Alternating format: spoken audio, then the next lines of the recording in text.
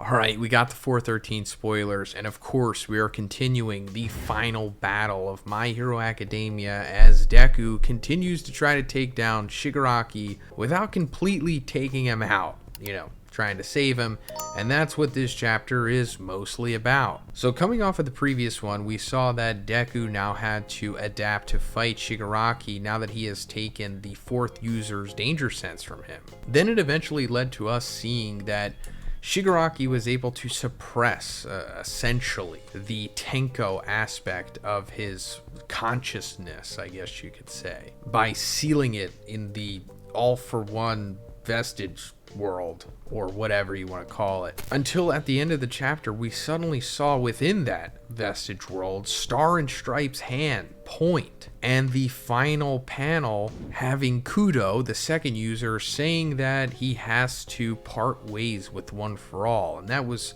somewhat of an ambiguous ending, and this chapter is giving us full insight into what Kudo was talking about. So the chapter begins with a flashback of Star/New Order's final moments inside the All-for-One vestiges.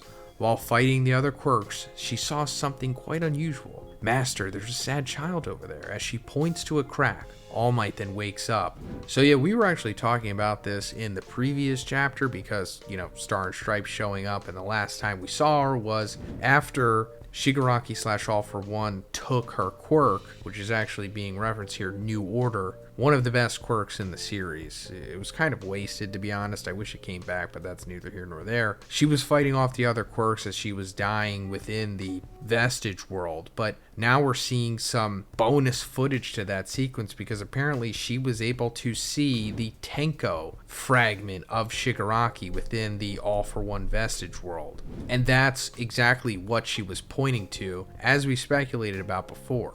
But now we're coming back to All Might, who is still watching the final battle from afar. And Edshot says that All Might needs to stay awake so he doesn't die, but All Might isn't sure what happened. He's having a vision, just like when he was in the hospital with Deku after the war. But how? He's too far away from Deku right now. Is One for All becoming frayed? So, again, Edshot still alive somehow.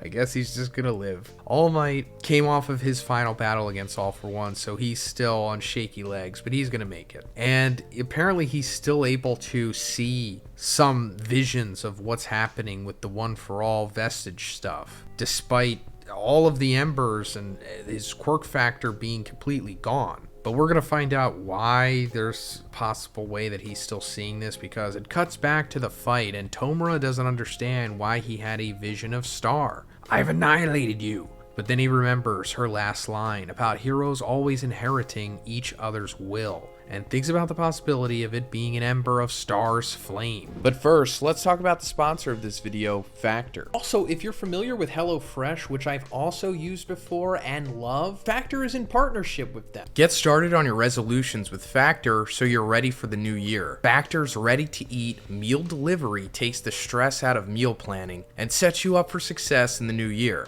Skip the grocery stores, prep work, and cooking fatigue. Instead, get chef-crafted, dietitian-approved meals delivered right to your door with over 35 meals to choose from per week, including options like keto, calorie smart, vegan, and veggie, and more. Plus, over 55 weekly add-ons will have a ton of nutritious and flavorful options to kickstart your resolutions. Factor has everything you need for a week of flavorful, nutritious eats. In addition to ready-to-eat meals, they have cold-pressed juices, smoothies, energy bites, extra protein, veggie sides, and more to keep me energized during frantic times. Factor also has these great wellness shots. I tried the turmeric spice with lemon, apple, ginger, honey, turmeric, and black pepper. Taking this on a fasted stomach really woke me up. It genuinely made me feel great. I tried the spicy poblano beef bowl with roasted broccoli, rice, and scallion sour cream. I absolutely love this. The beef was so tender, and the poblano works so well with the roasted broccoli rice, and the scallion sour cream just ties it all together. I also tried the caramelized onion and goat cheese risotto with roasted carrots. I'm a big fan of everything here, especially goat cheese and caramelized onions, and it works so well with the risotto, and I love roasted carrots. Couldn't get enough of this one. So guys, head to factor75.com or click the link below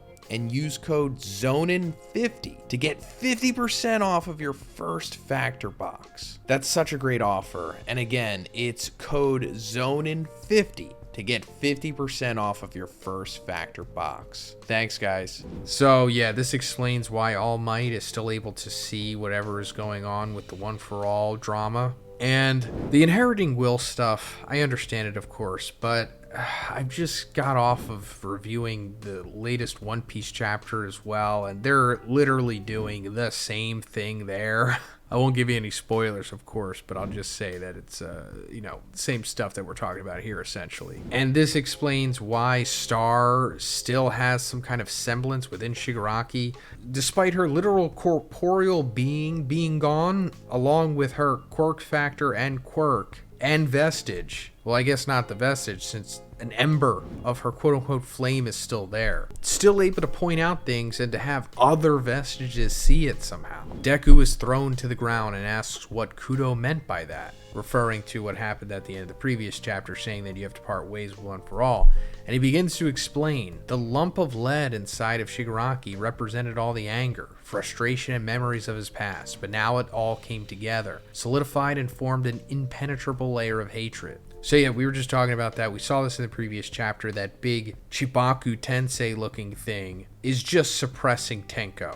Also as we speculated about, even though Shigaraki's trying to act like he got completely rid of the Tenko aspect of him, it's just simply been buried. And it's no longer being held back by hands like it was when All for One was still around. Now it's just buried by debris, or as they're saying, lump of lead, which is also the title of this chapter. However, All Might's vestige noticed a crack. During the fight against Star, a wound opened up inside his consciousness, and since it's a mental wound, it can't be healed with a quirk. Current Tomura is too strong to be defeated, so they have to finish him off from the inside. So yeah, this also goes into what we were talking about at the end of the previous chapter as well. Izuku possibly giving Shigaraki One for All so that they can battle him from the inside. And speaking of that, transferring One for All to Shigaraki will make that crack increase in size until it breaks, allowing them to reach his consciousness directly. But N, the sixth user, the smoke quirk guy, disagrees with this plan, and he thinks that this will only make Shigaraki stronger, just like what happened with Danger Sense. Kudo says that he has to expand his idea of transferring. Just as Deku used to have the egg microwave imagery, he has to visualize it in a more aggressive way. Kudo has an example. During lessons, how does Bakugo pass papers to Deku? He throws them in his face. Wow, what a throwback. Egg microwave imagery? I think this is season 2 stuff. Yeah, when he was learning how to use full cowling with Gran Torino. Wow, it makes me realize how long I've been covering this series. But Kudo, the second user, is insinuating that he has to force feed One for All to Shigaraki so that, it can bypass any kind of benefits he would get from it. Depending on the way the transfer goes, Shigaraki could take damage. And to test it, Kudo volunteers to go first. Since only Shinomori got stolen a while back, they know that it's possible to transfer only part of the power, only the quirk factor strengthened by One for All. N says that if someone has to go, it has to be him, since Smokescreen is being the most useless quirk right now. Kudo says no, and N continues, saying that it'll be the end if Shigaraki uses Gear Shift. And I like how they are arguing, and they both have good arguments, because it's true.